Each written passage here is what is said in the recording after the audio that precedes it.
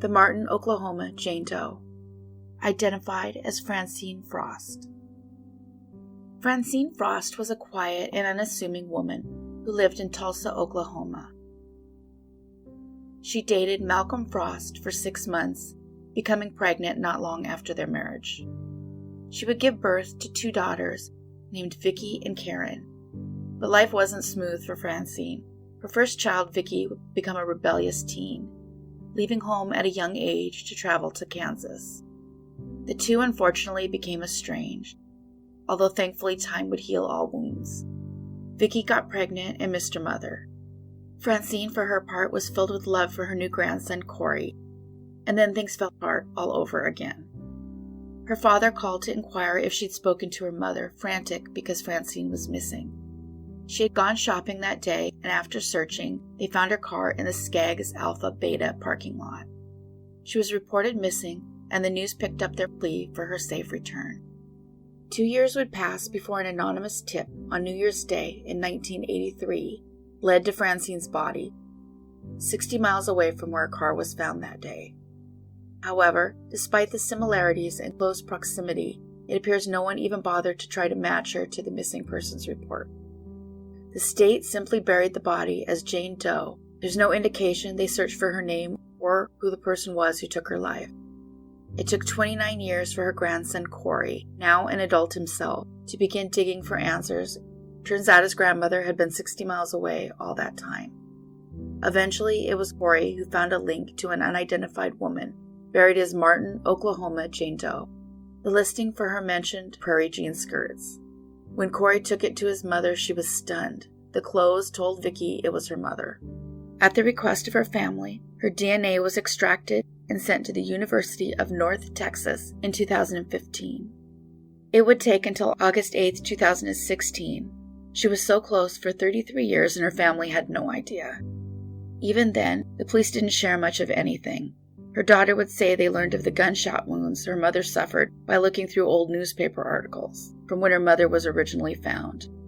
The lack of help offered by the police infuriated her family, and as a result, they worked with legislators to pass Francine's law. Now, if 30 days have passed and they are not found, their information must be sent to the NamUs system. Francine's grandson would say, "The murder is horrifying, but the missing person is worse because you don't know. If you have information on this disappearance, please contact the Tulsa Police Department or the Muskogee County District Attorney's Office." Francine Frost went unidentified for 33 years. The Anaheim Jane Doe, identified as Tracey Hobson. I like to start off usually with the information on who the victim was because I always feel like that's the most important thing. But the truth is, in this case, I don't really know. It always profoundly bothers me when there's no pictures or anecdotes about the victim that shows that they were loved. Tracey does have some photos. The extent of information is simply that she was 20 years old and living in Anaheim in 1987. It appears she was never reported missing. Not that this indicates she wasn't missed. In many cases, it turns out family members did try to report back then, but the police wouldn't take the case, as the main consensus was that they were adults and they had a right to go missing. Unfortunately, it was this belief that led to many John and Jane Does who went unidentified for decades. It's possible this is also the case for Tracey. Tracey was found on August 30th, 1987, about 50 feet off of Santa Ana Canyon Road in Anaheim, California, near the highway. There were no clothes or identifications near her. It was clear her murder was brutal. She'd been stabbed many times, and whoever took her life cut off her hands. The only items found near her body were a red handkerchief and a length of cord. The clay model recreations of what she may have looked like was the first ever done in Orange County. Sadly, no one came forward to suggest her name, and the case remained cold. They submitted her DNA in 2005 to CODIS, and eventually NamUs, but no match was ever made. The comparison in those cases are through a smaller database, because unless someone submitted their DNA looking for a missing relative or a close family member who committed a crime, no matches are made. Using GEDmatch is still limited to only some cases. It would not be until 2018 that the DNA Doe Project used genome sequencing to search GEDmatch and, with the help of 12 volunteers, led to Tracey's name. The police released the statement that there is no real closure, but there is mental release for the family, who now have to go on with their lives knowing what happened to Tracey. Tracey's killer is still unknown. If you have any information on this case, please call the number on your screen. Tracey Corrine Hobson went unidentified for 31 years. Thanks everyone for watching and listening. If you haven't yet, hit the subscribe button. We have new episodes every Monday and Thursday. And don't forget, life can change on a dime. So take care of yourselves and each other.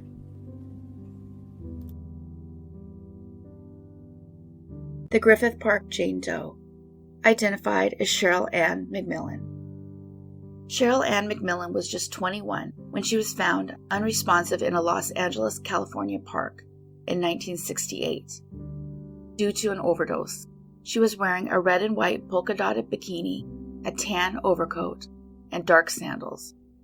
She also had a gold wedding ring that had the inscription CB to EJ 9420.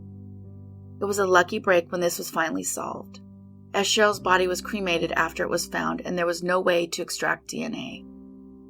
This one came about thanks not to the police or family, but rather the result of an amateur online sleuth, especially given that the forensic identification would have been impossible. It's pretty amazing they figured out who she was.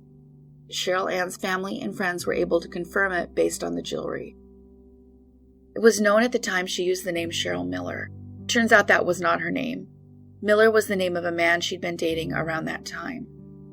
Cheryl had called her cousin to give her a heads up that she was unable to show up on that day for a fitting for her cousin Ellen's wedding. It was surprising because she was to be the maid of honor, but Cheryl promised she would be there for the wedding itself, except that she wouldn't. In fact, it was the last time anyone would speak to her again, and her family spent the next 50 years looking for her. Cheryl graduated from high school in 1964 in Detroit. She then lived in Florida for a short time before moving to Los Angeles. Her family was pretty sure her involvement in the drug trade had caught up to her, and it did, but not quite the way they envisioned. Cheryl had confided in her cousin that she was making money transporting drugs from Guadalajara, Mexico, to Baja, California. It was that confession that led her family to suspect she was killed or was perhaps in a Mexican jail. They never suspected the truth at all. In fact, what happened was that she was found slumped over a picnic table in Griffith Park in Hollywood on June 8, 1968. Dying of a morphine overdose at 21, it was the 1960s and drug culture was rampant, especially with those in her age group. Cheryl was living what was described as the ultimate boho lifestyle at the time. Authorities at the time had traced the Griffith Park Jane Doe to the Hollywood Motel in Studio City. They believed her name was that of Cheryl Miller, but that was never recorded in the public record. So this important clue was never given to her family. Without this important clue, they likely never would have figured out who she was.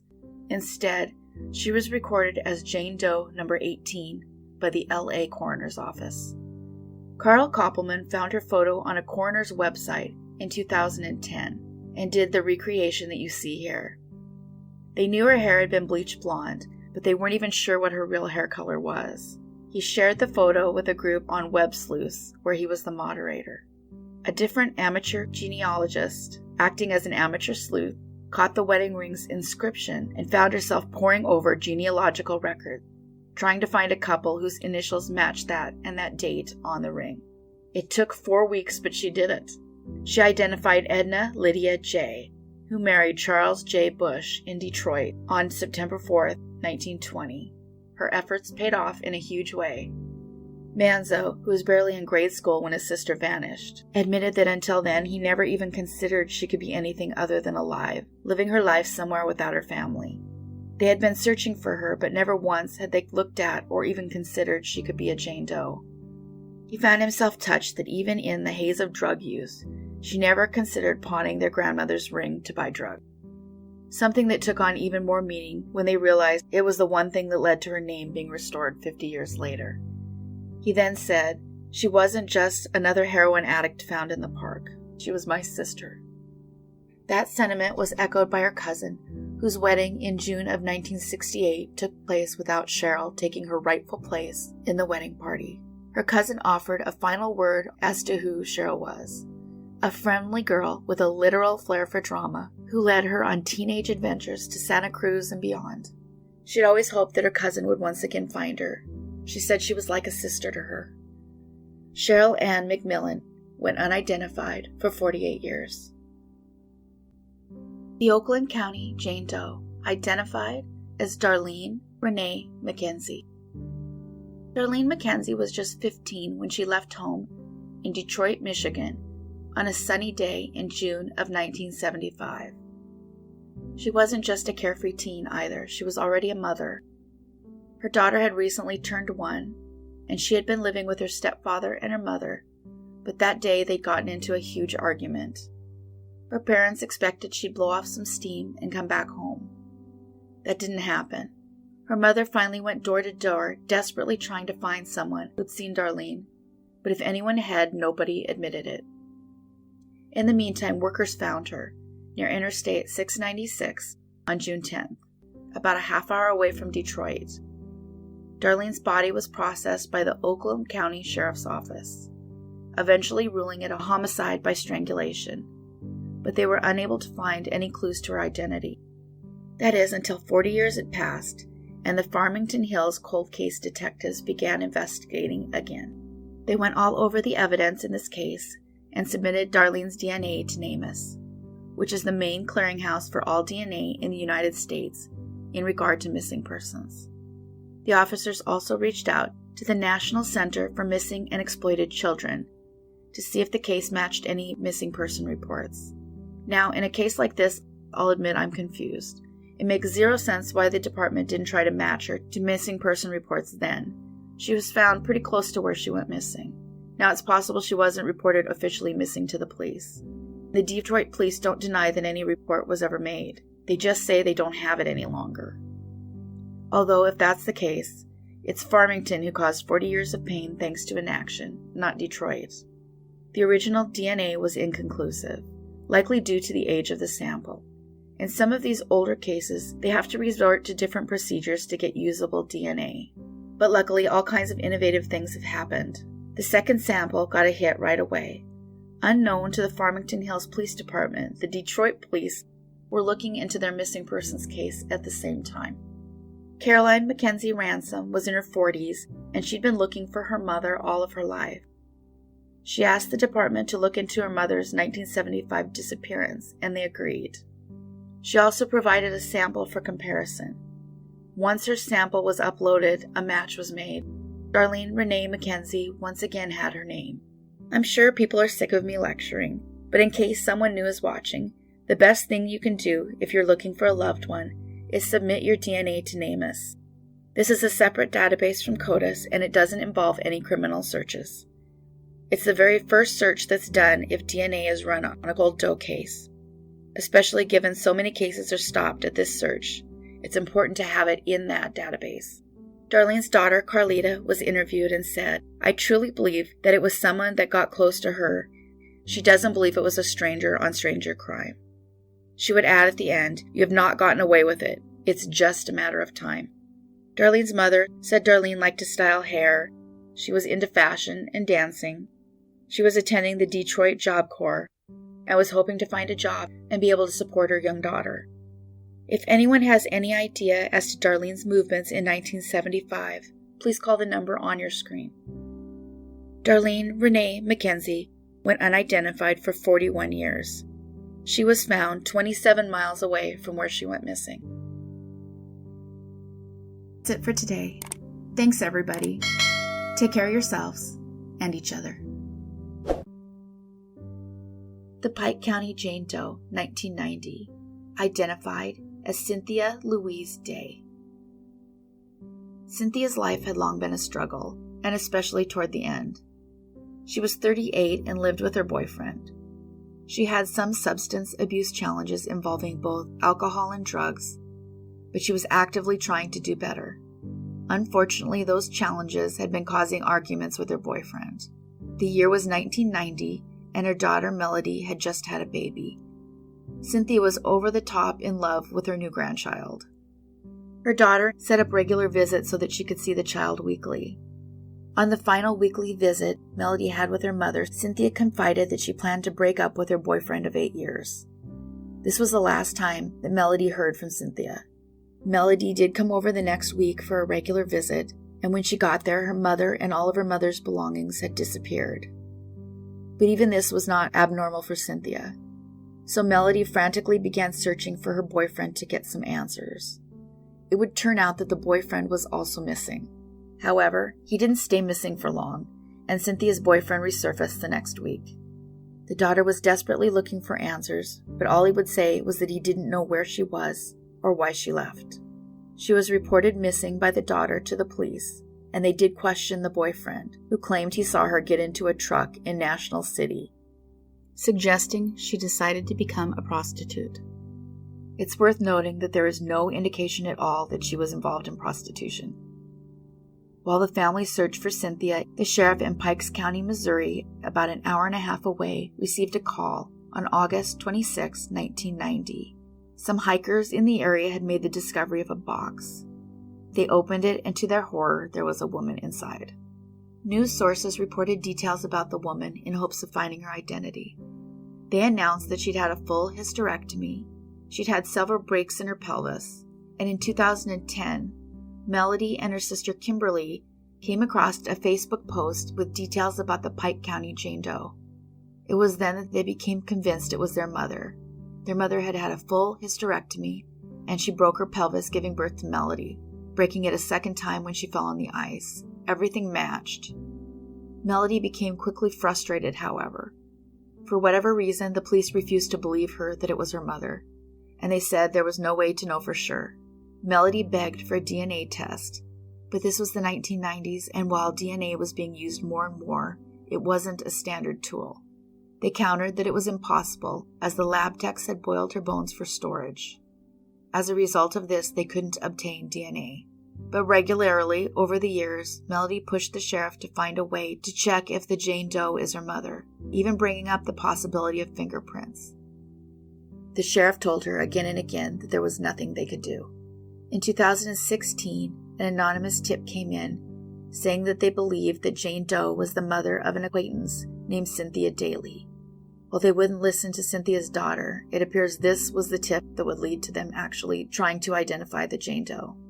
Whatever department received that tip checked with the Highway Patrol, and they found out there was one usable print taken from the Jane Doe that they'd had all that time. Cynthia had been arrested before on a misdemeanor charge, and the sheriff was able to quickly compare prints. And that was all it took to positively identify Cynthia Louise Daly. They had that ability all along, but didn't bother, and that's hard to stomach.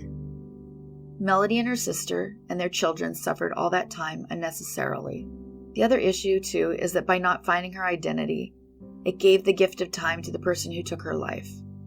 The authorities stated in 2016 that Cynthia's case has a person of interest, but they won't release further information. The boyfriend's name has never been given, or at least that I could find, and there's no indication he was even questioned. Over 6 years later, it appears no one's been arrested. I am providing the phone number for the Pike County Sheriff's Office, but also that of Crime Stoppers, since it appears to be the best way to see movement on the case. Cynthia Louise Daly went unnecessarily unidentified for 26 years. The Doe Siesta Key, identified as Gregory Greco. Gregory Greco was 33 in August of 1987. He packed up all of his personal belongings from his home, put them in his car, and seemingly vanished, leaving his family to wait in desperation for a call that was never going to come. What his family did not know was that his body was found in the water off Clearwater Pass in Pinellas County on August 8, 1987. There was no indication that there was foul play involved, which eventually was ruled a suicide.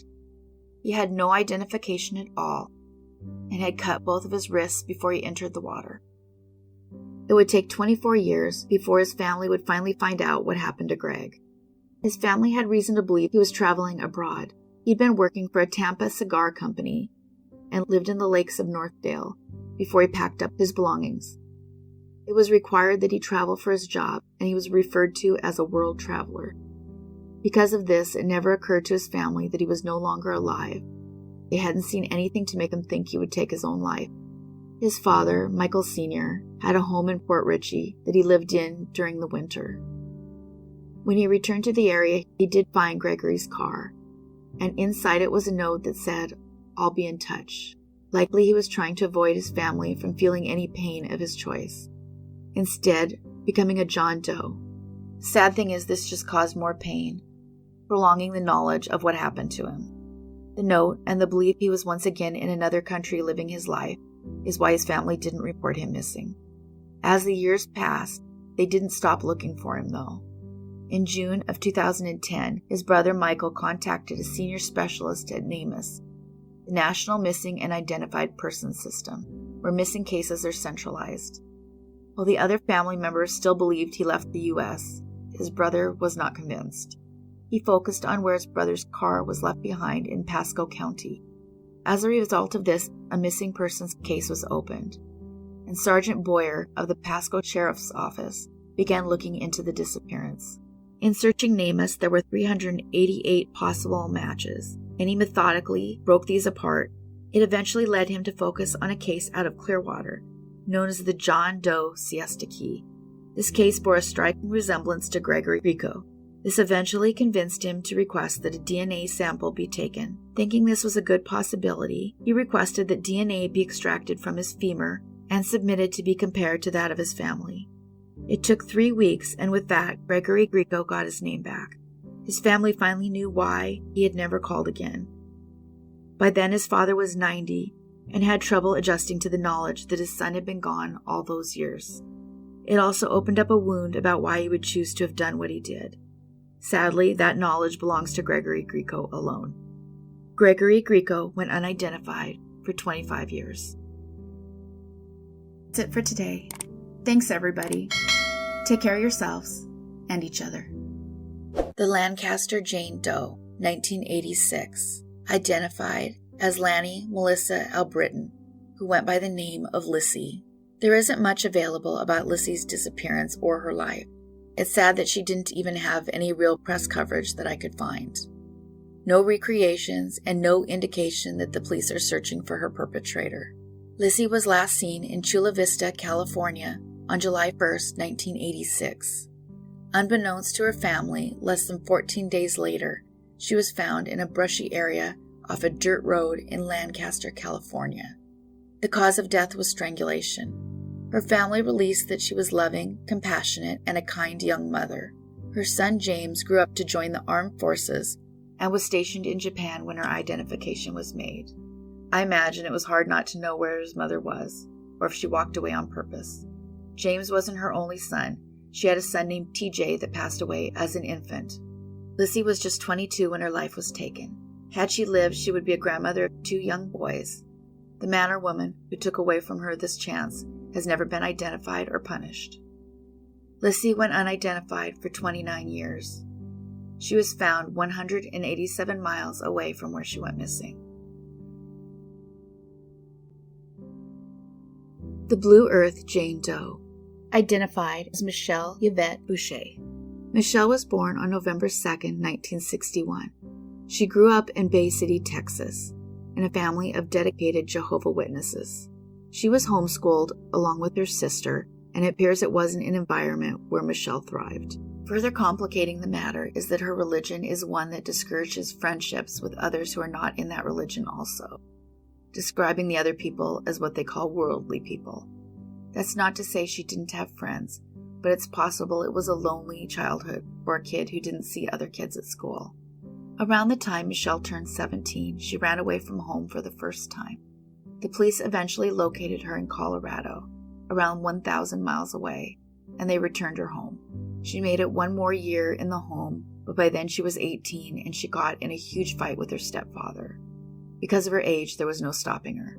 She decided to head to Louisiana, and she did stay in contact with family members who were located inside Mississippi and Indiana, and those members kept her parents updated that Michelle was okay. She would go on to make regular calls to check in between December of 1979 to early April of 1980. Then the calls abruptly stopped, and her family was afraid that something bad had happened to her. She was reported missing to the police on May 9th of 1980. Michelle's family never stopped loving or hoping. In fact, her stepfather kept the same phone number for the next 35 years in hopes she would call him. That's the sad thing. Behind all of these stories, there's almost always someone's life on hold, waiting to know what happened. But that call never came because in truth, she had already been found on May 30th, 1980, over 1,000 miles away, stripped of anything that might identify her by the evil man who took her life, someone who had actually pledged an oath to protect her and the entire community. Michelle was found without clothes on, discarded in a drainage ditch among broken corn plants after days of heavy rain by a farmer in Blue Earth, Minnesota. They believe she'd been there for 3 days to a week. Her head had been shaved and her fingernails had been removed. A weird component of this case, however, is that there was clothing nearby that was covered in blood. Analysis, however, determined the blood was not human but rather animal in origin. Why this was there has never been addressed. There was nothing that identified her by name, although there was a Texas license nearby. That license, however, was confirmed to be counterfeit. They were back at step 1. They could tell she was 20 to 35 and around 5'3", but there was nothing else notable other than she had an overbite. It would be years before the truth would be discovered, and even longer before her name would come out. In 1988, Minnesota State Trooper confessed to her murder. Trooper Robert Leroy Nelson saw Michelle hitchhiking on May 26, 1980, while on duty. His confession was not about guilt or trying to do the right thing, not even close. Nelson had resigned from the Minnesota State Patrol in 1986, moving back to Texas with his family in an attempt to get away from accusations of misconduct. But it was too late. He was eventually charged with abusing a young male relative, as well as others. He was sentenced to life in prison for his crimes. It was there he decided he wanted to transfer to a better prison, so he decided to use Michelle's death as leverage. And with this, he admitted he was on duty and in uniform when he spotted Michelle getting out of a van on the side of the highway, stopping to offer her a ride into the town of Blue Earth. In later interviews and under hypnosis, he told investigators enough details to convince them he was the killer. He knew numerous facts that had never been released beyond the officers investigating. I'm unable to go to detail on this platform, but it was pretty brutal. One detail he included was how he removed her fingernails. He strangled her, and when he was finished, he eventually discarded her along Interstate 90, going on his merry way as if nothing happened. He claimed to not even remember Michelle's name. He would eventually plead guilty to first-degree manslaughter, as well as additional charges involving the same family member he had initially been charged with harming. As a result, he was sentenced to 15 years in prison, which would run concurrent to the life term. He reportedly stopped cooperating after the transfer deal was denied. This was unfortunate because they believe he may have been involved in a slaying that happened in 1975. It's a story I've actually covered. Joanne Bonch's car was found pulled to the side of the highway, fully operable, with no explanation as to why she stopped. Being pulled over by an officer was the only explanation anyone could think of. Michelle's parents described her as rebellious and anxious for freedom, and this would lead to 35 years of heartbreak. The family found themselves unable to move and give up their address or their phone number in a desperate attempt to find her again. Her stepfather would go on to say that closure is overrated, but he always lived with the hope that someday she would show up. He said he already was pretty convinced she was no longer alive when the calls stopped coming, but it's impossible to give up all hope. That said, he had a wife and other children who needed him, and he did the best he could to go on. Michelle went unidentified for 34 years. She was found over 1,000 miles away from home. The Campbell County Jane Doe, identified as Tana Marie McKenney Farmer. Tina's family last saw her on Thanksgiving Day in 1984 in Indianapolis, Indiana. At this time, she left behind a young daughter. There's some suggestions that she went hitchhiking. Not a lot has been released so far about Tana's life, and there's no indication why she left, especially right at the holidays. Tana would then be found on January 1st, 1985, off Interstate 75 near Jellicoe in Campbell County, only about 300 miles away from home. Someone had bound, strangled, and abandoned her off the side of the road. Around this time, investigators noticed a number of red-haired women were being found in similar conditions off highways throughout Tennessee and Kentucky. It spanned around 2 years. It's often referred to as the redhead murders. 2 of the 5 women with red hair that were found are still unidentified Jane Does. It appeared someone was preying on women who were at risk, especially runaways and hitchhikers who resorted to prostitution to be able to survive. In this case, it was Tana's daughter who did her best to find her mom. She contacted Campbell County to tell them that she believed the Campbell County Jane Doe in Lafayette, Tennessee, was her mother. Tana's daughter submitted her DNA and began to wait. It was at this time they pulled a fingerprint off a necklace that was found with her body. They had it the entire time. They were able to compare the fingerprint to a past arrest and confirm that it belonged to Tana Farmer. It appears her daughter passed away in the middle of all this being discovered. We know that she passed away in 2017. It's unclear if she officially found her mother first. Hopefully she did. The thing that makes me angry about this case is that they had the fingerprint the whole time. In the case of Tana, her perpetrator left behind his DNA on a blanket, and it was processed in 2016. It would take until December 2019 before they announced Tana's case was closed. They were able to match her assailant's DNA to a man named Jerry Leon Johns. Unfortunately, he escaped paying for his crime, because Johns passed away in prison in 2015. This seems incredibly cruel, given they had his DNA on the blanket, and his DNA was already in CODIS. So much like the fingerprint, they had all of the answers and they didn't find them. It appears that for whatever reason, they didn't bother to run the DNA through CODIS.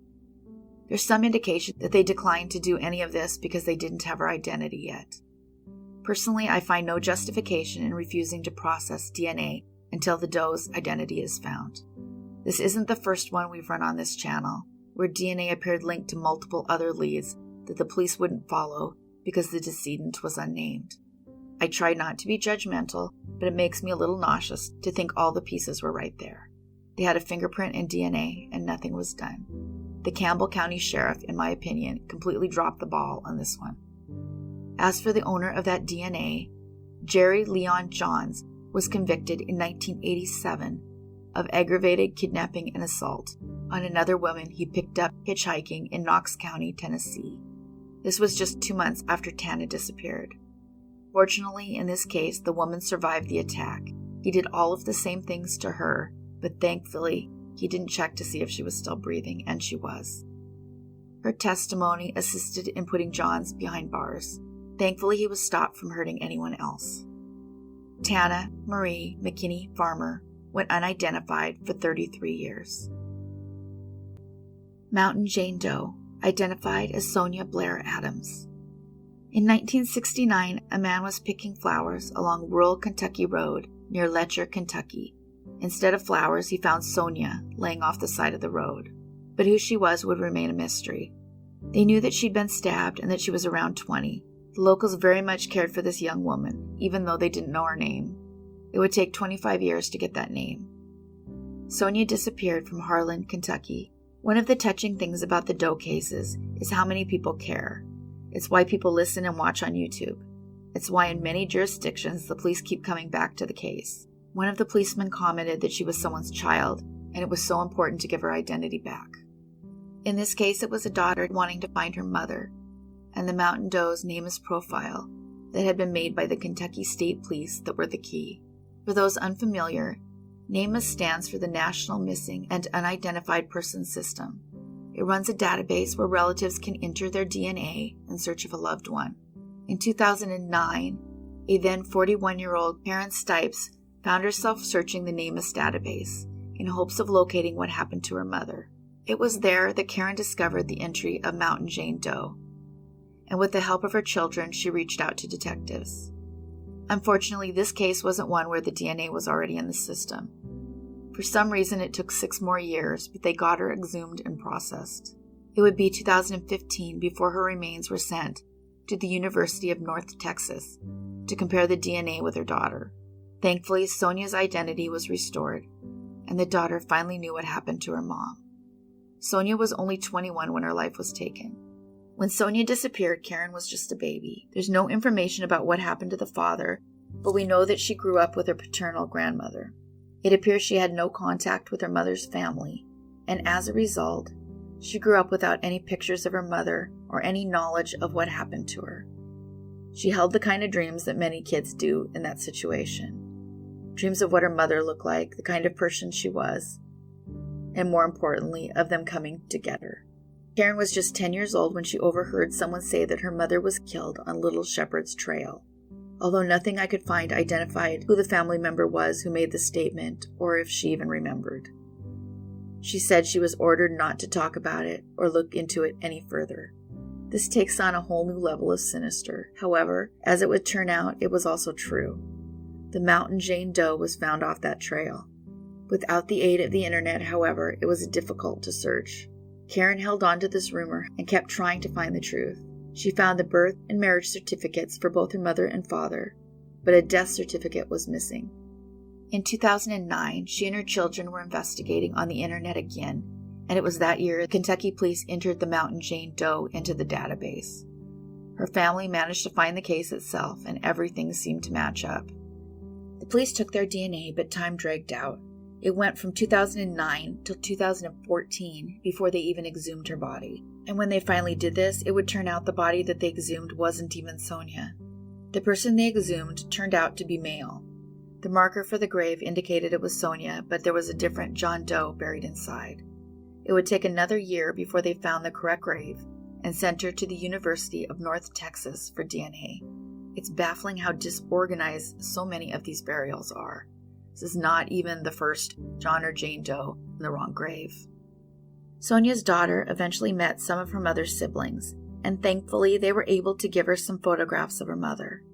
In 2015, they finally discovered where her mother's body was buried and were able to exhume it. In 2016, it was confirmed that Sonja Blair-Adams was in fact the Jane Doe.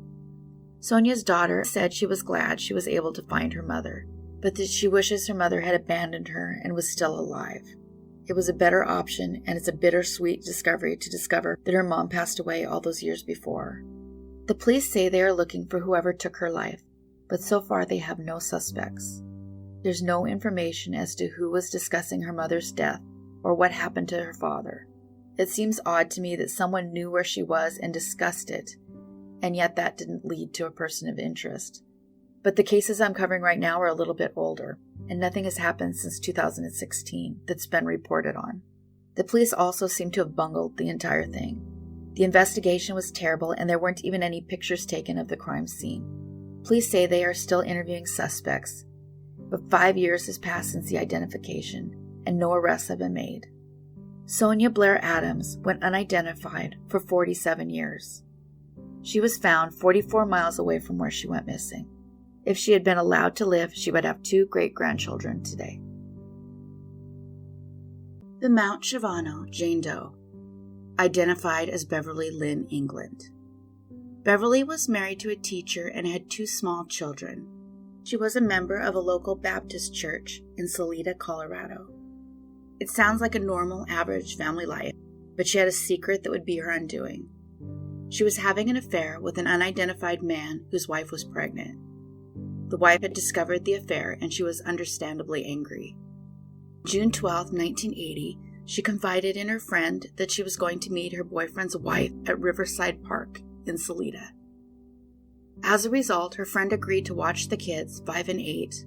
It was the last time they ever saw their mother. Beverly's husband, Dale, picked up the kids from the babysitter after she called him to say that Beverly didn't return. It's unclear how much the friend told him, but he went to look for his wife. Her car was found abandoned a few hundred feet from the Arkansas River. Her shoes and purse were found inside, but she was completely missing. Beverly's friend would admit to the police that Bev was having an affair, and that she had gone to meet with the woman. It also turns out her friend knew who the woman was. That evening, the police would arrive at the woman's house to question her. The boyfriend and the wife's name has never been released publicly. The wife refused to say where Beverly was, but the police noted that she was covered in scratches, suggesting there was a fight. In fact, the pregnant woman's injuries were so bad she had to be flown to the Denver Medical Center by helicopter the next morning. The police were open that the case was suspicious, but without a body or a crime scene, their hands were tied. They said that they had always believed there was foul play, and they felt there was no way that she abandoned her children. A lot of man-hours were spent on the river, believing her body was inside somewhere. The pregnant woman at the middle of this moved out of town. There's no information on what happened to the husband who was having the affair. As for Beverly's husband, Dale England, he was cleared. He had a solid alibi. The boyfriend and the wife are still considered persons of interest. Unbeknownst to the father and Beverly's children, she had been found in 1992. Beverly wasn't in the river. She had been located on the side of Mount Shavano, about 10 miles northwest of Salida, in 1992. This is about 10 miles away from Riverside Park, where she was last seen. An anthropologist was called in and incorrectly declared that the bones were many decades old. As a result, no connection was made to Beverly. The bones were put in storage and essentially forgotten for 30 years, until 2015, when the bones were spotted in a storage bin in a college in Colorado Springs. DNA was extracted and finally linked to the England's children. A person can't help but wonder if other victims are lying forgotten in storage at other colleges. It's incredible that Beverly ended up there to be forgotten. According to the sheriff, the identification of Beverly's remains has allowed them to reopen the investigation, and they're working on it. They would not identify the boyfriend or the wife. Anyone with any information that could help solve this case is asked to call the Salida Police Department. Beverly England was a missing person for 35 years. She went unidentified for 23. Jack in the Box, also known as the Grand Haven Jane Doe, identified as Roberto Caraballo. The man formerly referred to as Jack in the Box, or simply Jack, was a man found in Grand Haven, Michigan in 2002. He was found inside of a footlocker, and his remains had been burned, and he had been disposed of in a blueberry patch in Grand Haven. It was clear it would have taken 2 or more people to have carried the chest to where it was found, but little more is known. It was determined that he'd been beaten to death. His case quickly went cold and stayed that way until a tip was called in 2015. The break coming after someone saw coverage online about the case of a Jane Doe dubbed Jack. This tip thankfully led to Roberto being identified after 13 years. That, however, is only part of the story. It turns out this all happened because one woman was unhappy in her marriage. Roberto had been transported nearly 100 miles from home. The police announced in November 2018 that charges had been filed against his wife, McCallum, her daughter, Deneen Descharmais, who was 38, her oldest daughter's husband or boyfriend, Christopher McMillan, 40, of Grand Rapids, Michigan. The 3 were charged with conspiracy, mutilation of a body, and disinterment. However, Beverly McCallum had already fled the country. It took 18 years before Beverly would finally be held accountable. But Italian police apprehended the 59-year-old woman in 2020 after she and her teenage son checked into a hotel in the Italian capital last year. It turns out she had moved to Texas shortly after the murder, meeting a man from Pakistan, and moved there, possibly also to avoid prosecution. They couldn't arrest her in Pakistan, but she got cocky and she moved to Rome. As luck would have it, the Rome police regularly run background checks on foreigners who check into the hotels there. They also have an extradition treaty. Because the kids directly affected by her murder are adults now, Mother of the Year must have gone on to have another child. A child that, because of her, would end up in child services in Italy. It didn't take long for McMillan to make a plea on the case, rolling over on the 2 women. The story he told was chilling. It wasn't a crime of passion or desperation to stop abuse. It was nothing like that, but rather a calculated plan to get out of a marriage without having a divorce. Even worse, she included her firstborn child in the plan. The 3 eventually attempted a test run. McMillan would go on to allege that McCallum was a primary planner in the demise of her husband. Both she and McMillan bludgeoned him with a hammer after pushing her husband down the stairs. Shockingly, however, it didn't end his life, so she ended up suffocating him in the end. It would come out that the entire reason for this brutal murder is that the mother said she was unhappy in her marriage. The kids who were then in the home were 9 and 11. They did hear a commotion downstairs, but they didn't know what happened. Mother of the Year even chose to take 9 and 11-year-old children to the blueberry field to drop off their father's body. So in the end, she devastated the lives of 4 children. Christopher McMillan was sentenced to 15 to 37 years. The other 2 are still awaiting trial. Roberto Caraballo went unidentified for 13 years.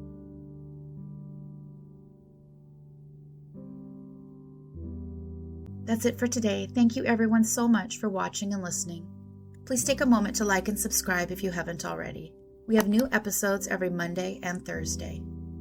Take care of yourselves and each other.